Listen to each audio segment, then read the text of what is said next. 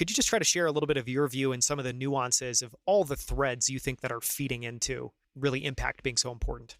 First of all, Gen Z and millennials now comprise 60% of the US's working population. This is no longer a small group of people, it's the majority view. That's why values are changing. But the examples I give in the book illustrate just how different thinking becomes when you take impact into account. And that's the thread. So I give the example of an Israeli company called Orcam, which created a venture to help the blind to see, in inverted commas.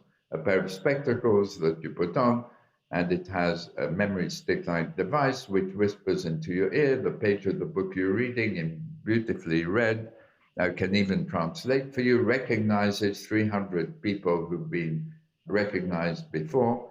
And obviously, that's a fantastic impact for the lives of 35 million people potentially who are blind and another 250 million who are visually impaired. But if you think in impact terms, Daniel, you ask the question, how can this technology help the greatest number of people in the world? And you get a surprising answer. You get the answer, well, what if you provided these spectacles to the 800 million illiterate adults in the world? What would that do for their lives and their livelihoods? And all of a sudden, you have a $1.1 billion market. Now, the economies of scale in going from a 300 million to $1.1 billion market are huge, obviously. And then I give another example of a company called Tala, which is trying to provide funding to the unbanked. So these aren't people who have a credit rating, okay? They don't have a bank account, but you can judge their reliability through their phone usage.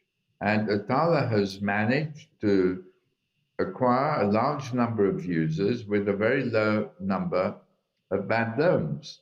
So it's another way of thinking. If you didn't want to help people, if you didn't set your venture up to help people who are in financial need, you'd never come to that business model, right?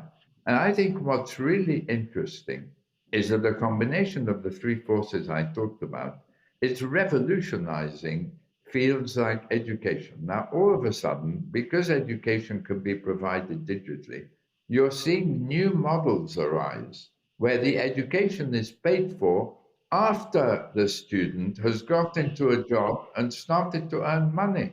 No money up front, virtually, right?